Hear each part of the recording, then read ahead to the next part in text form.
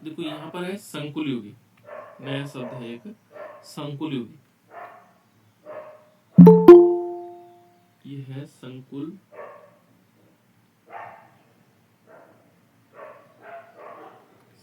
योगी। या दूसरा हम कह सकते हैं इसको, या उप सहसंयोजी सह संयोजक योगी। दो शब्द है इसके लिए, एक तो है संकुल योगी को कहते हैं और उप सहसंयोजी योगी, कोऑर्डिनेशन कंपाउंड। ठीक है ना, इसको हम कह सकते हैं कोऑर्डिनेशन कंपाउंड। कोऑर्डिनेशन कंपाउंड, ये बेटा कोऑर्डिनेशन कंपाउंड। ठीक है, कोऑर्डिनेशन कंपाउंड भी इसको कहा जा सकता है। अब होता क्या है, ये जो संकुल यौगिक होता है, जिस प्रकार से हमने द्विक लवण पढ़ा, लगभग उसी प्रकार से संकुल यौगिक होते हैं, है ना। ये क्या कहता है कि मान लीजिए एक बीकर में हम क्या करते हैं, पोटेशियम साइनाइड लेते हैं। माना एक बीकर लिया हमने, ठीक है ना, और उसमें लेते हैं potassium cyanide, KCl, potassium cyanide, और साथ साथ में फेरस साइनाइड लेते हैं। फेरस साइनाइड क्या होता है बेटा, FeCl की होल ट्वाइस, है ना। फेरस होता है Fe और Cn की होल ट्वाइस, तब ये फेरस साइनाइड होगा। जब हम क्या करते हैं, एक बीकर में हमने लिया पोटेशियम साइनाइड लिया और फेरस साइनाइड, इनका क्या बनाएंगे, जलीय विलयन बनाएंगे, यानी कि पानी में इसको मिश्रित कर देंगे। फिर इसको वाष्पीकृत करते हैं, गर्म करते हैं, और गर्म करने पर क्या किया जाता है, वाष्पीकृत करेंगे, और वाष्पीकृत होने पर तब तक गर्म करेंगे जब तक ये शुष्क न हो जाए, है ना। इसको गर्म कर देंगे, दोनों का जलीय विलयन बना करके इसको तब तक गर्म करेंगे जब तक ये क्या ना हो जाए, शुष्क न हो जाए। ठीक है ना, शुष्क होना चाहिए इसको, है ना। और ये जो हमें वाष्पीकृत होकर के जो प्राप्त यौगिक होगा, उसे हम क्या कहेंगे, संकुल यौगिक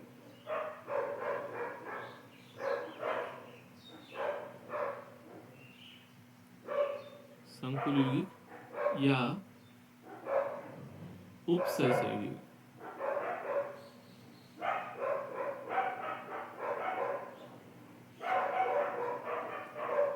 उपसहसंयोजक युग। देखो यहाँ हमने दो चीजों को मिलाया है, एक तो मिलाया पोटेशियम साइनाइड, है ना, और दूसरा मिलाया फेरस साइनाइड।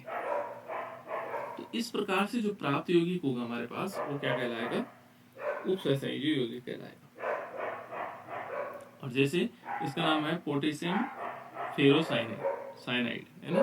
देखो यहाँ पर इसकी रिएक्शन ऐसे हो सकती है कि 4 मॉलिक्यूल क्या होंगे, पोटेशियम साइनाइड होंगे, KCl होंगे। 4 मॉलिक्यूल के लिए हमने पोटेशियम साइनाइड लिए, और इस पर किसकी रिएक्शन करवाई, इस पर करवाई हमने फेरस साइनाइड। फेरस साइनाइड होता है FeCl की होल ट्वाइस। ये जैसे इसकी रिएक्शन हुई, रिएक्शन होने से क्या बनाया इसने, ये बना दे K4 Fe और Cn की होल ट्वाइस ब्रैकेट। तो जो ये यौगिक हमें प्राप्त हुआ बेटा, ये है हमारे पास संकुल यौगिक या उपसहसंयोजी यौगिक। हमने क्या किया, एक बीकर में क्या लिया, हमने पोटेशियम साइनाइड लिया एवं फेरस साइनाइड लिया, इनका जलीय विलयन बनाया, इसको मिश्रित करके फिर को इसको वाष्पीकृत किया, और कब तक वाष्पीकृत किया, जब तक वो शुष्क नहीं हो जाता है ना। जैसे शुष्क हो जाएगा तो जो प्राप्त यौगिक हमारे पास होगा, वो संकुल यौगिक या उपसहसंयोजी यौगिक प्राप्त होते हैं। ठीक है, इस प्रकार से हमारे पास क्या हो गया, इसको कह सकते हैं हम संकुल यौगिक या उपसहसंयोजी, है ना। और जब किसी उपसहसंयोगी यौगिक में, जैसे माना हमने कोई उपसहसंयोगी यौगिक लिया, कोई जल में घोला जाता है तो सिर्फ 2 आयन बनते हैं। देखो उपसहसंयोगी में इसको जल में घोलेंगे तो कितने आयन बनेंगे बेटा इसमें? 2 आयन। 2 आयन कौन कौन से बनेंगे? देखो यहाँ पर बनेगा 4K पॉजिटिव, एक आयन तो ये हो गया K पॉजिटिव जो इससे बाहर है। किससे? इससे बाहर, ठीक है। और दूसरा क्या बनेगा? FeCN का 4 ट्वाइस, और इस पर भी कितने होंगे? 4 माइनस चार्ज। देखो ये 2 आयन बनते हैं, एक आयन नहीं बना, एक आयन बना, ठीक है ना। जब हम उपसहसंयोगी को बोलते हैं तो इसमें 2 आयन बनते हैं, ठीक है। इस प्रकार से हो जाएगा। तो अब ये क्या हो गया? संकुल यौगिक हम समझ गए होंगे, 2 यौगिकों का मिश्रण हो सकता है, ठीक है ना। इनको गर्म करने पर जब वाष्पीकृत शुष्क किया जाता है तो हमें संकुल यौगिक या उपसहसंयोगी यौगिक प्राप्त होते हैं, ठीक है। एक साधारण धनायन और एक क्या होगा? ऋणायन प्राप्त होगा, ठीक है ना। तो हमने 2 आयन इसमें प्राप्त कर सकते हैं, एक आयन ये हो गया और दूसरा आयन ये हो गया। इसके अंदर वाला नहीं टूटता बेटा, ध्यान रखना, ये अंदर वाला नहीं टूटेगा इसमें, ठीक है ना। इस प्रकार से हो सकता है। अब इससे और आगे देखें कि संकुल यौगिक, एक तो ये हो गया धनायन और एक ऋणायन हो गया। संकुल यौगिक क्या होगा बेटा? जो धनायन और ऋणायन होगा ये 2 पार्टों में टूट सकते हैं। अब जैसे मान लीजिए एक दूसरा संकुल हमारे पास और हो सकता है, जैसे मान लीजिए इसको यहाँ पर ले लेते हैं, एक संकुल और भी हो सकता है। जैसे हमने क्या लिया? CO कोबाल्ट और NH3 है, NH3 की होल 6, और इसको ब्रैकेट के अंदर ले लें, है ना, और Cl3, मान लीजिए एक आयन। जैसे हम इसको पानी में डालेंगे तो यहाँ भी 2 प्रकार के आयन बनेंगे। जैसे इसको एक्वस सॉल्यूशन में डालेंगे तो 2 प्रकार के आयन बनेंगे। एक आयन क्या बनेगा? ये इतना, ये इतना, ये अलग अलग पार्ट में नहीं टूटेगा बेटा। जो बड़े ब्रैकेट के अंदर होगा वो अलग अलग पार्ट में नहीं टूटेगा। चलिए भी है ना। तो देखो CO बनेगा और NH3 की होल 6, इसको ब्रैकेट के अंदर लिखना है, और इस पर कितने चार्जेस होंगे? 3 पॉजिटिव चार्ज होंगे। क्यों 3 पॉजिटिव चार्ज होंगे? क्योंकि इसमें 3 नेगेटिव चार्ज जुड़े होते हैं। कितने नेगेटिव चार्ज जुड़े हैं? 3 नेगेटिव। तो यहाँ पर आएगा 3Cl माइनस, ये देखो। तो 2 आयन हमें प्राप्त हुए, एक आयन तो ये हो गया और एक आयन ये हो गया जो Cl बाहर जुड़ा था। ये हमेशा आयन के रूप में तभी आ सकता है जब इसके बाहर कोई अन्य चीजें जुड़ी हो। यहाँ इस टाइप से हम 3 आयन के रूप में इसे बना सकते हैं। एक और हो सकता है, जैसे मान लीजिए हमारे पास 2 संकुल है, माने जैसे मान लीजिए एक यौगिक है हमारे पास, ये है CO NH3 और इसका होल 6, एक तो ये था, है ना। और दूसरा इसी में बड़ा ब्रैकेट है, क्रोमियम है, और यहाँ आएगा CN और इसका होल 6, ये 2 आए। जैसे हम क्या करेंगे? इसको पानी में घोलेंगे, एक्वा सॉल्यूशन बनाएंगे, तो ये भी 2 आयनों में टूटेगा। कैसे?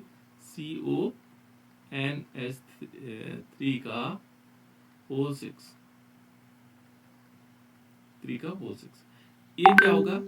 इसमें ब्रैकेट लगाएंगे और इसमें 3 पॉजिटिव चार्ज होंगे, और इस साइनाइड वाले को में भी क्या होगा? दूसरा जो आयन बनेगा ये बनेगा क्रोमियम, और यहाँ आएगा साइनाइड का होल 6, और इस पर 3 माइनस चार्ज होगा। तो बेटा इसमें भी क्या हुआ? आयन के रूप में टूटा, तो ये ब्रैकेट नहीं टूटा, बड़ा वाला ब्रैकेट वैसे वैसे रहा, देखो, ठीक है। तो हम कह सकते हैं कि जब 2 स्थायी यौगिक है ना, 2 स्थायी यौगिक है, यौगिकों के संयोग से के परिणाम स्वरूप बने जो आणविक यौगिक होंगे, जिनको हम क्या कर सकते हैं, जिसमें जो है इनकी ठोसों की पहचान, है ना, इनकी पहचान ठोस व विलयन अवस्था में बनी रहती है, उसको, उस गुणों को हम क्या कर सकते हैं। और इनके गुणों में क्या होगा बेटा? जो अवयवी कण होंगे ये भिन्नता पाई जाती है, अलग अलग प्रकार के भिन्न यौगिक होते हैं, उनको हम क्या बोलते हैं? उपसहसंयोजी यौगिक कह सकते हैं, ठीक है, इसको हम परिभाषा के रूप में ऐसे लिख सकते हैं कि जब दो स्थायी आणविक यौगिकों के संयोग के परिणाम स्वरूप बने हुए आणविक यौगिक जिनमें इनकी पहचान ठोस व विलयन अवस्था में बनी रहती है, यानी कि ठोस अवस्था में भी वैसी रहेगी और विलयन अवस्था में भी वैसी रहेगी, है ना, एवं इनके गुण इनके अवयवी कणों से बिल्कुल भिन्न होते हैं, तो उसको हम क्या बोलते हैं, उपसहसहयोगी यौगिक कहते हैं। ठीक है, तो ये हम उपसहसहयोगी यौगिक की परिभाषा के रूप में लिख सकते हैं। ठीक है, और भी उपसहसहयोगी यौगिक हैं बेटा, जैसे देखो अलग अलग प्रकार के उपसहसहयोगी यौगिक हो सकते हैं। कुछ एग्जांपल और ले लेते हैं ना। उपसहसहयोगी यौगिक कौन कौन से और हो सकते हैं, ये आगे अभी आएगा, इनके बारे में डिटेल अभी बताएंगे हम इनमें। जैसे मान लीजिए सपोज हमारे पास Ag है, Ag और NH3 की होल ट्वाइस, और इसको हम बड़े ब्रैकेट के अंदर लिख लेते हैं और क्लोराइड इसमें लगा देते हैं। तो इसके आयन कौन कौन से हो सकते हैं बेटा, बताओ तो, इसके आयन बताना मुझे, कोई बता सकता है? यदि दो भागों में टूटेगा, आयन बनाएगा, तो कौन कौन से आयन होंगे? ये क्वेश्चन आता है बेटा इसमें, है ना, बोर्ड एग्जाम में पूछा जाता है कि कितने आयन बना सकते हैं।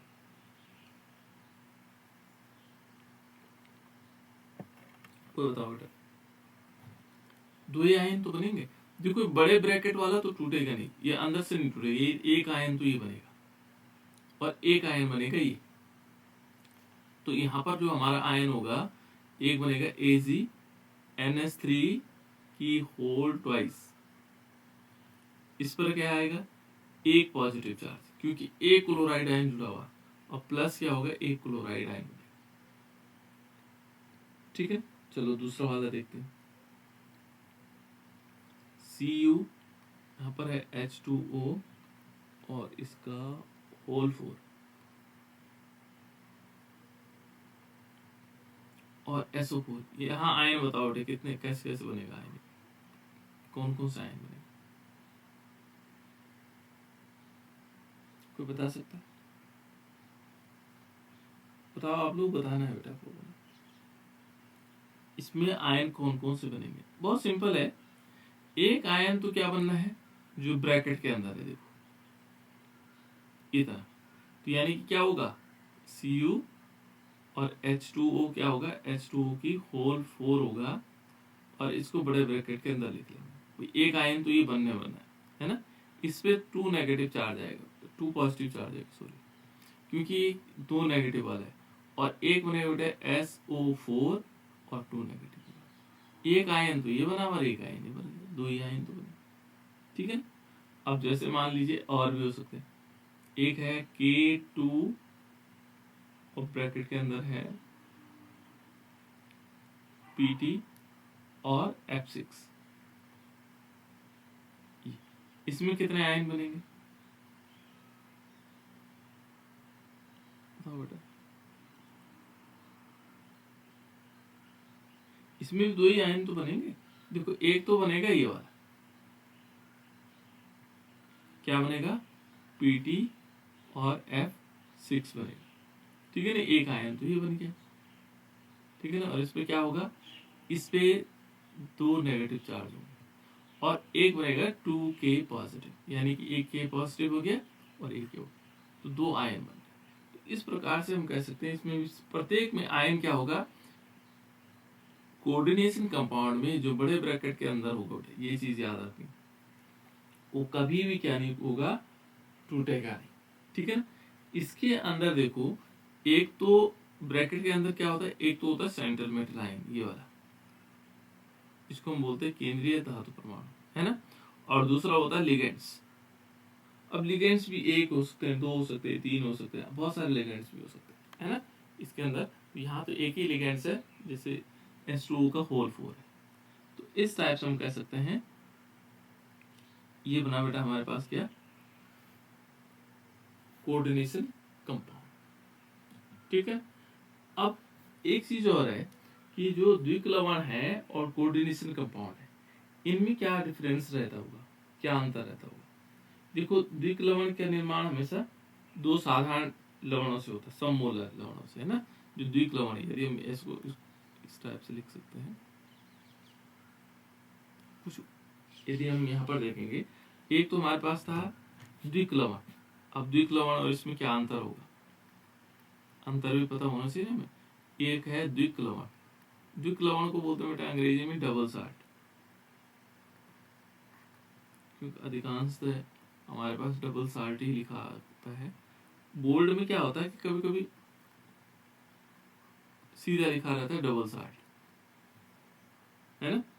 और दूसरा होगा, यदि दूसरा पार्ट है इसका, वह है उपसहसंयोगी, उपसह संयोजक, उपसह संयोजक यौगिक या कोऑर्डिनेशन कंपाउंड, जिसको हम संकुल यौगिक भी कह रहे थे। क्या कह रहे थे, संकुल यौगिक। ये दो प्रकार के हमारे पास, इनमें क्या अंतर होता होगा। तो यहाँ पर जो द्विक लवण है उसका निर्माण क्या होता है, जो द्विक लवण का निर्माण है, इसका निर्माण होता है, किससे होता होगा बेटा, निर्माण, सॉरी, इसका जो निर्माण होगा वो दो साधारण लवणों से होता है, दो साधारण लवणों से। और दो साधारण लवणों का कैसे होता है, सममोलर, समान मोलर वाले, है ना, सममोलर, मोलर अनुपात में होता है, ठीक है ना, साधारण अनुपात में। लेकिन जो उपसहसंयोगी होते हैं उनका निर्माण क्या होता है, यहां ये भी क्या होंगे, दो साधारण लवणों से बनता है। लेकिन ये क्या होगा, सममोलर, सममोलर भी हो सकता है, भी हो सकता है या नहीं, बस इतना अंतर है, हो भी सकता है और नहीं भी हो सकता है, ठीक है ना। तो उसको हम ये देखो, इनका निर्माण में अंतर है पहला, ठीक है। तो यहाँ पर क्या है, ये दो सममोलर, सममोलर लवणों से बनता है और उनका अनुपात मिश्रित अनुपात होने से बनते हैं, है ना, सममोलर मिश्रित अनुपात से बनते हैं। लेकिन यहाँ पर क्या है, दो साधारण लवणों से बन सकते हैं, ठीक है ना, सममोलर भी हो सकते हैं या नहीं भी हो सकते, है ना। तो यहाँ थोड़ी सी अंतर है, ठीक है। दूसरा इसमें देखेंगे, जो ये लवण है, द्विक लवण है, डबल साल्ट है ना, इन लवणों का अस्तित्व सिर्फ ठोस अवस्था में होता है। जो ये लवण है इनका अस्तित्व क्या होगा, ठोस अवस्था में होता है, ठीक है ना, इनका अस्तित्व, है ना, सिर्फ ठोस अवस्था में होता है, सिर्फ ठोस अवस्था में होता है, ठोस अवस्था में होगा। इनका जो अस्तित्व क्या होगा, केवल किस में होगा, ठोस अवस्था में।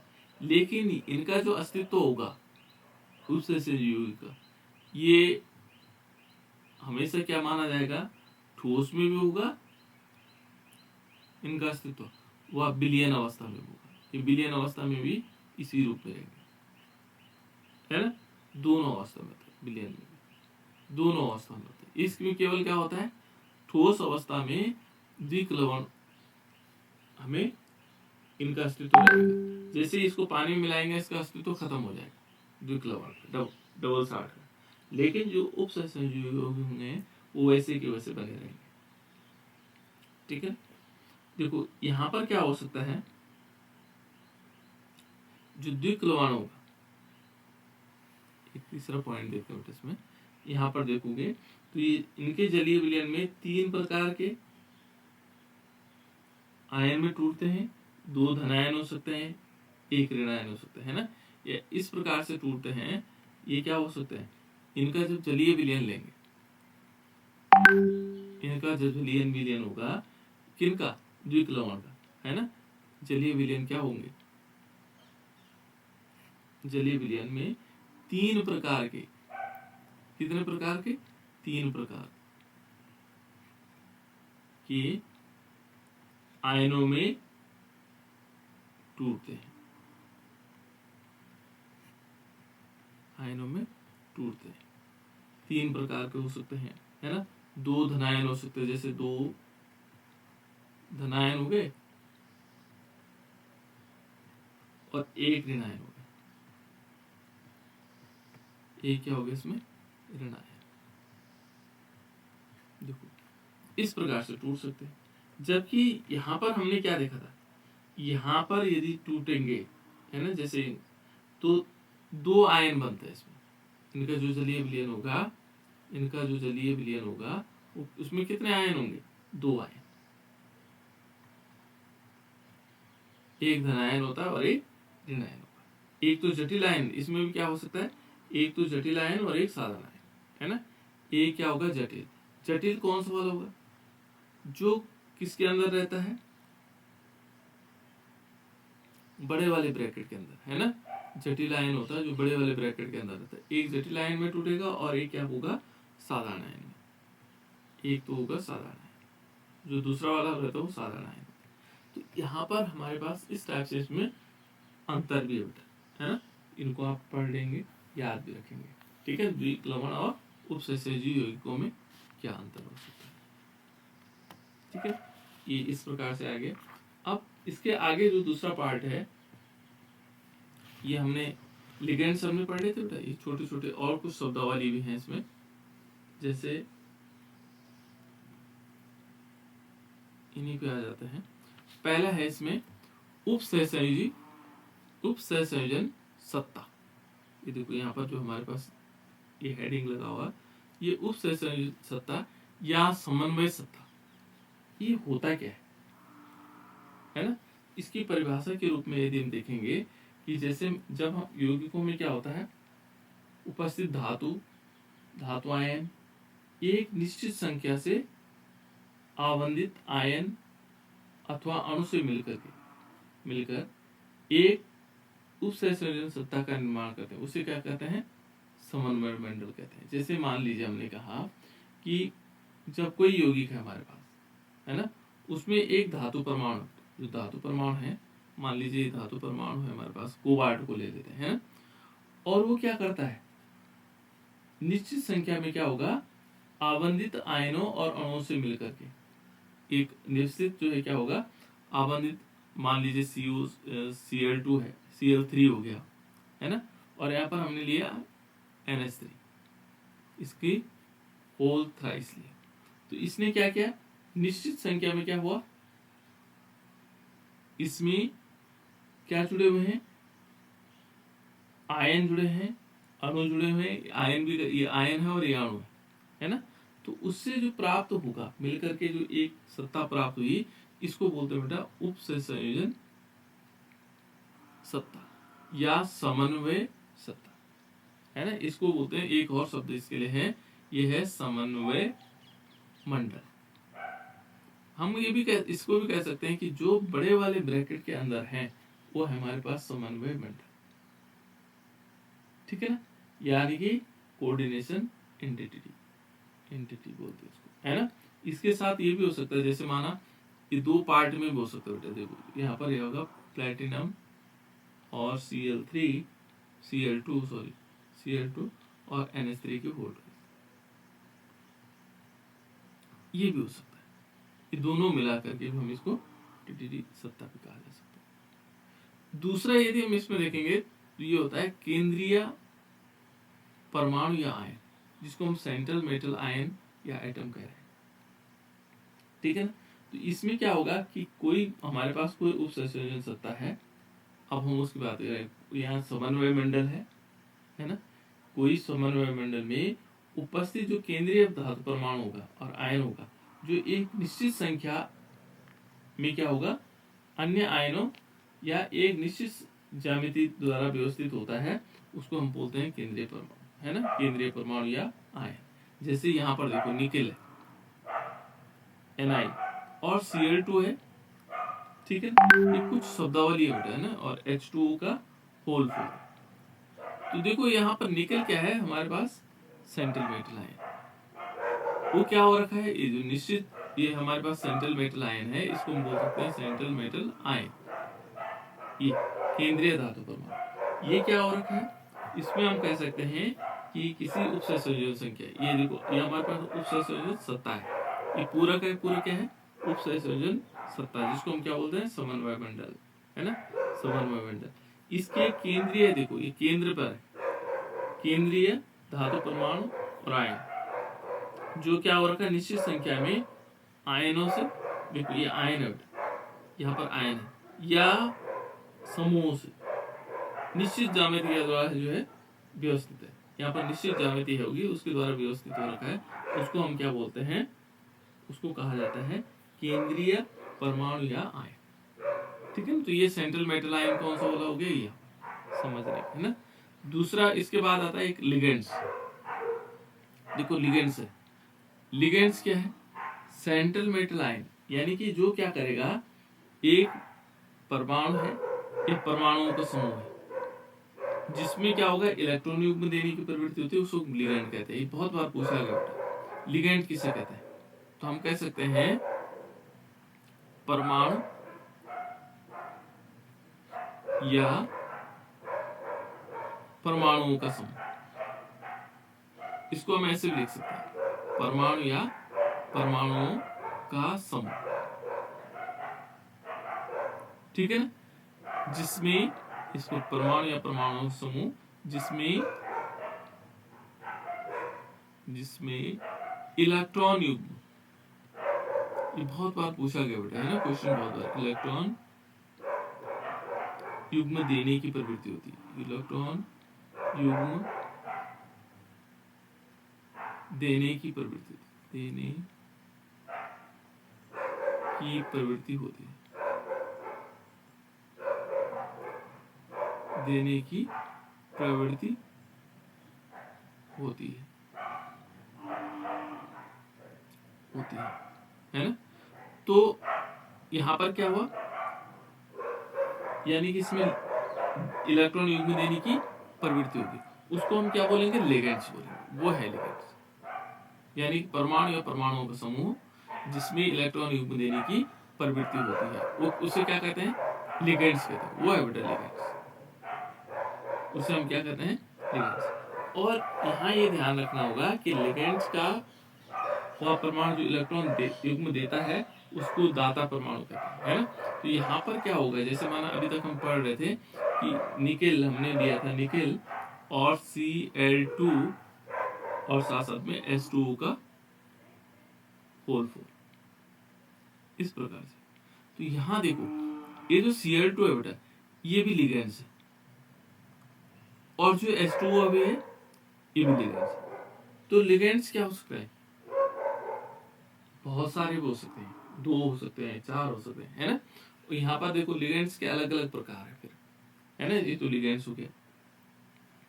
अब लिगेंड भी क्या होता है, अलग अलग प्रकार के हो सकते हैं, है ना। लिगेंड को यदि देखेंगे तो मुख्यतः देखो, एक तो होता है यूनिडेंटेड, एक दंतुक, या हम कह सकते हैं एक दंतुक, हिंदी में थोड़ा अलग शब्द है इसके लिए, यूनिडेंटेड लिगेंड्स। तो यहां पर होगा एक दंतुक लिगेंड्स, है ना, एक दंतुक लिगेंड्स। अब एक दंतुक लिगेंड्स क्या हुआ, इसमें क्या होता है कि वहां लिगेंड्स होते हैं जिसमें क्या होता है, एक दाता परमाणु होता है ना, जिसमें केवल क्या होगा, एक दाता परमाणु होता है, और जो एक इलेक्ट्रॉन युग्म देने की प्रवृत्ति रखता है, जिसमें क्या होगा, एक इलेक्ट्रॉन युग्म देने की प्रवृत्तियां होती हैं। और वो कौन कौन से हो सकते हैं, यहाँ पर देखेंगे, हो सकता है जैसे साइनाइड है, ठीक है ना, फ्लोरीन हो गया, क्लोरीन हो गया, ब्रोमीन हो गया, OH आयन हो गया, H2O हो गया, देखो H2O भी, NH3 हो गया, NO2 हो गया माइनस, है ना। और यहाँ है C5H5 N, इसको पिरिडीन बोलते हैं, पिरिडीन, है ना, ये पिरिडीन हो गया। देखो साइनाइड हो गया, फ्लोरीन हो गया, क्लोरीन हो गया, ब्रोमीन हो गया, OH माइनस हो गया, H2 हो गया, NH3 हो गया, ये सारे के सारे क्या हैं, एक दंतुक लिगेंड। और जो एक दंतुक लिगेंड्स है ये 3 प्रकार के होते हैं। फिर अगेन इनको 3 प्रकार से, जो एक दंतुक लिगेंड्स है वो 3 प्रकार के होंगे। एक तो होगा उदासीन का, जिसमें कोई चार्ज नहीं होगा, एक उदासीन होगा। दूसरा होगा एक ऋणात्मक लिगेंड्स भी हो सकता है, ऋणात्मक लिगेंड्स हो सकता है। और एक हो सकता है धनात्मक, जो हमने क्या बताया आपको कि एक दंतुक लिगेंड्स है वो पुनः 3 प्रकार के हो सकते हैं। उदासीन हो सकते हैं, जिनमें कोई चार्ज नहीं हो, है ना, जिनमें कोई आवेश नहीं होगा, है ना। इनका लाक्षणिक देखो, इनमें क्या है, कोई लक्षण नहीं, समापन नहीं होता है। देखो जैसे माना हमारे पास H2 है, इसमें कोई चार्ज नहीं है। NH3 है तो उसमें कोई चार्ज नहीं है, लेकिन है क्या, लिगेंड्स। इसको इस प्रकार के जो लिगेंड्स होंगे वो क्या होंगे, उदासीन लिगेंड्स होंगे, है ना, जिनमें कोई चार्ज नहीं होगा। दूसरे प्रकार का लिगेंड्स क्या होता है बेटा, इसमें धनात्मक लिगेंड, जिनमें क्या होगा, धनावेश होंगे। यदि मान लीजिए धनात्मक लिगेंड को देखेंगे तो इनमें क्या होंगे, धनावेश होंगे। जैसे मान लीजिए, और यूनिडेंटेड भी होंगे साथ साथ में। माना हमने कहा NO2 और इस पर एक पॉजिटिव चार्ज है, तो ये क्या है, धनात्मक लिगेंड्स हो जाएगा, है ना। यानी कि हमारे पास एक और भी हो सकता है NH2 NH3 पॉजिटिव, इसमें भी ये धनात्मक लिगेंड्स है। ऋणात्मक लिगेंड्स हमारे पास बहुत सारे, है ना। ऋणात्मक लिगेंड्स को देखोगे तो यहाँ पर हमारे पास बहुत सारे ऋणात्मक लिगेंड्स है। कौन कौन से हो सकते हैं, देखो ऋणात्मक लिगेंड हमारे पास क्या है, साइनाइड है, फ्लोराइड आयन है, क्लोराइड आयन है, ये सारे के सारे ऋणात्मक लिगेंड्स। तो हमें पहले पता लग गया कि एक दंतुक लिगेंड्स है, और उस एक दंतुक लिगेंड्स में 3 प्रकार के लिगेंड्स हैं, उदासीन लिगेंड्स, ऋणात्मक लिगेंड्स, धनात्मक लिगेंड्स। इसी प्रकार से क्या होता है बेटा, न्यूट्रल मोनोडेंटेट लिगेंड्स, है ना। ये देखो न्यूट्रल हमारे पास क्या है, मोनोडेंटेट है, जिसमें न्यूट्रल उदासीन वाले, जैसे हमने ये देखा H2O वाला हो गया, NH3 वाला हो गया, ये न्यूट्रल वाले, है ना, न्यूट्रल। फिर इसके बाद हम कह सकते हैं इसके 3 पार्ट हो गए, न्यूट्रल वाला हो गया, दूसरा हो गया नेगेटिव लिगेंड्स, और तीसरा हो गया पॉजिटिव लिगेंड। उसके बाद दूसरा आता है बेटा इसमें बाइडेंटेट, द्विदंतुक, यहाँ पर जिसमें द्विदंतुक लिगेंड्स होते हैं। अब ये क्या होता होगा, है ना, द्विदंतुक लिगेंड्स क्या होगा, तो इसको हम कह सकते हैं, इसमें क्या होंगे, जो दाता परमाणु होंगे 2 होंगे, है ना। इन लिगेंड्स में 2 दाता परमाणु होते हैं, उपस्थित होते हैं। इसमें कितने दाता परमाणु होंगे, 2। इसमें कितना दाता परमाणु था, 1। इसमें कितने होंगे दाता परमाणु, 2। इसमें देखो ना, एक ही लोन पेयर ऑफ इलेक्ट्रॉन हो गया इसके पास, सबके पास एक लोन पेयर है। लेकिन यहाँ पर द्विदंतुक में क्या होंगे, 2 लोन पेयर ऑफ इलेक्ट्रॉन होंगे। कितने होंगे बेटा इसमें, 2 दंतुक, है ना। जैसे मान लीजिए एक है ऑक्सलेट आयन, तो ऑक्सलेट बाइडेंटेट को देख लेते हैं ना। ऑक्सलेट आयन में क्या होगा, COO NCOO, है ना। और यहाँ पर क्या है बेटा, ये भी नेगेटिव चार्ज यहाँ है और ये नेगेटिव चार्ज। इसके पास 2 लोन पेयर ऑफ इलेक्ट्रॉन देने के लिए, एक लोन पेयर तो यहाँ पर है, ऊपर वाले माइनस के पास, एक नीचे वाले, है ना।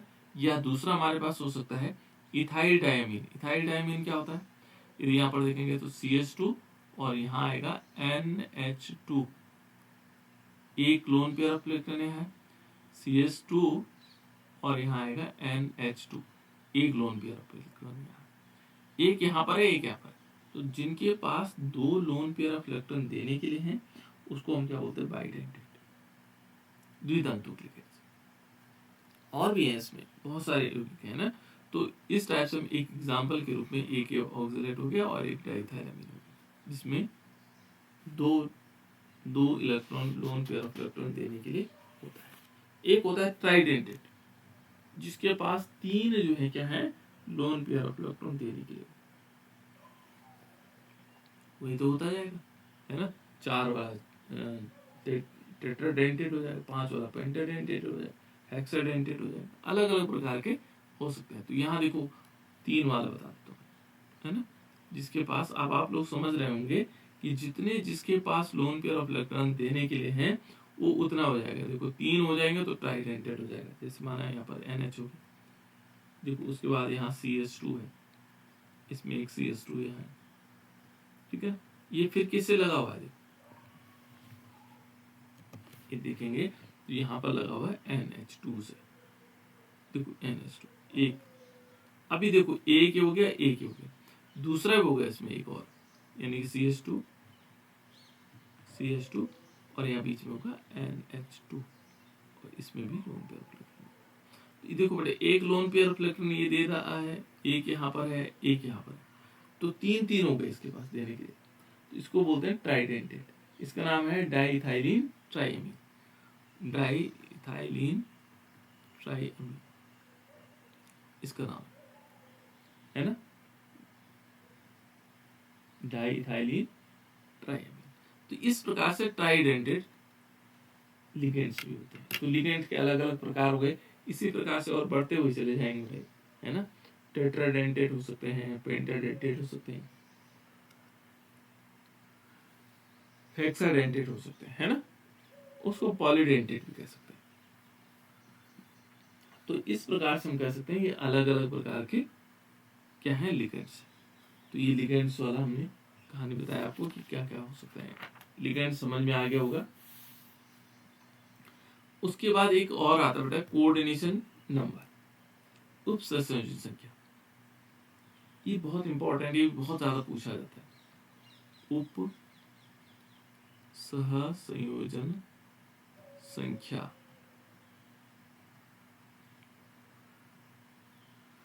Coordination number. कोऑर्डिनेशन नंबर एक बहुत इंपॉर्टेंट पार्ट है। माना कोई हमारे पास उप सहसंयोजी यौगिक है ना, उसमें उपस्थित एक तंतुओं की जो संख्या होगी, मान लीजिए जितने लिगेंड्स उसमें जुड़े होंगे उनको हम उप सहसंयोजी संख्या कह सकते हैं। यानी कि हम कह सकते हैं किसी,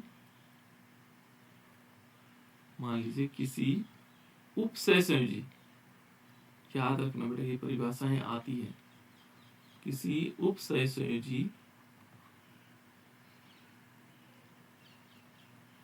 यौगिक में, है ना, यानी कि एक दंतुक लिगेंडों की संख्या, एक दंतुक लिगेंडों की संख्या, जो एक दंतुक लिगेंड्स हों,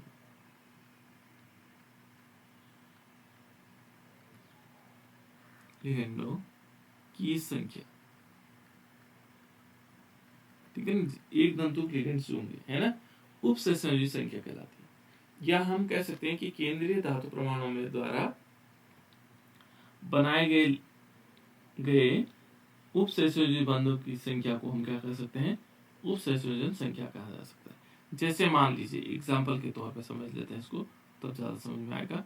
मान लीजिए हमारे पास CONH3 और NH3 की होल 4 है, ठीक है बेटा, और आपसे पूछा जाए इसमें कुल कितने लिगेंड्स हैं, सॉरी इसकी उप सहसंयोजन संख्या कितनी होगी।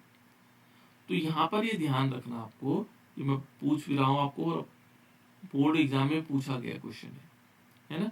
तो यहाँ पर ये ध्यान रखना क्योंकि लिगेंड्स कितने हैं इसमें, 4 है बेटा, देखो NH3 की होल 4 है, 4 है, इसमें उप सहसंयोजन संख्या कितनी होगी, इसकी 4 हो जाएगी।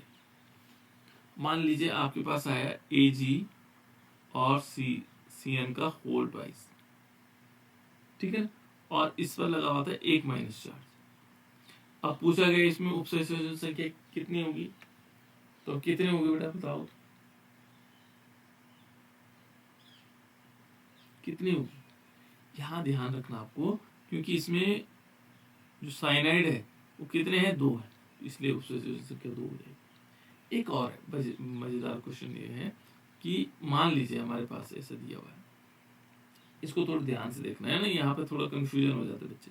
CO है और EN है बेटा, इथाइलिन डायमीन है और इसकी होल थ्राइस है। ये थोड़ा ध्यान रखना होगा हमें। मोनोडेंटेट के लिए तो जितने मोनोडेंटेट होंगे उतने आ जाएंगे, है ना। और डाइडेंटेट देखो, इस पे 3 पॉजिटिव चार्ज है। अब पूछ रहा है इसमें कोऑर्डिनेशन नंबर कितना है। तो वैसे तो इसमें 3 इथाइलिन डायमीन है। कितने हैं? 3। होना तो चाहिए था 3, लेकिन इन इथाइलिन डायमीन में अभी मैंने बताया था कि कैसे द्विदंतुक है।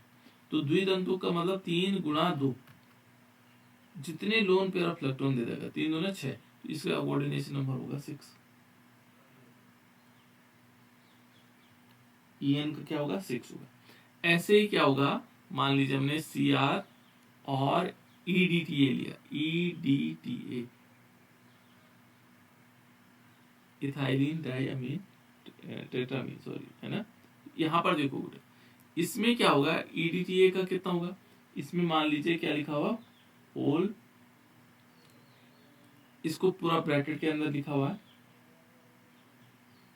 और यहाँ पर देखोगे इसमें भी कितना होगा, 6 हो जाएगा। EDTA का कितना होगा, 6 इलेक्ट्रॉन क्या दे सकता है उसमें, 6 लोन पेयर ऑफ इलेक्ट्रॉन दे सकता है। तो इस टाइप से हम क्या निकाल सकते हैं, उसकी उपसंयोजन संख्या निकाल सकते हैं, ठीक है। और मैंने आपको बता ही रखा है कि एक इम्पॉर्टेंट पार्ट इसका है समन्वयी मंडल, है ना। अभी पहले बात की थी हमने समन्वयी मंडल, ये बेटा समन्वय मंडल, है ना। तो समन्वय मंडल होता क्या है, कोऑर्डिनेशन स्फीयर, कि केंद्रीय धातु परमाणु या आयन से जुड़े हुए लिगेंड के साथ एक वर्गाकार कोष्ठक में रखा जाता है, उसको हम क्या बोलते हैं, समन्वय मंडल कहते हैं। यानी कि हम लिगेंड्स के साथ जो है सेंट्रल मेटल आयन को रखा जाता है, जैसे CO और हमने कहा NH3 के होल 6 है। तो ये देखो, ये हमने सेंट्रल मेटल आयन को लिगेंड्स के साथ क्या किया, एक बड़े कोष्ठक के अंदर रखा, उसे हम क्या बोलेंगे, समन्वय मंडल बोलेंगे, है ना। और आयन मंडल क्या हुआ, कोष्ठक के बाद जो बचता है, मान लीजिए हमारे पास Cl3 होता है, तो ये क्या है, ये आयनिक मंडल, इसको हम क्या बोलेंगे, आयनिक मंडल। ये तो हो गया समन्वय मंडल, और ये हो गया आयनिक मंडल जो बाहर की तरफ है ना, केंद्रीय परमाणु से अलग, ठीक है। तो इस प्रकार से हो गया बेटा ये सारी चीजें। अब हम इससे थोड़ा सा और आगे चलेंगे, जो इम्पोर्टेंट है, इसमें 2-3 पार्ट और भी है अभी, है ना, जिसमें समन्वय बहुत फलक है ना, अलग अलग हैं। तो उनको मैं कल बताता हूँ आप लोगों को, कुछ और शब्दावली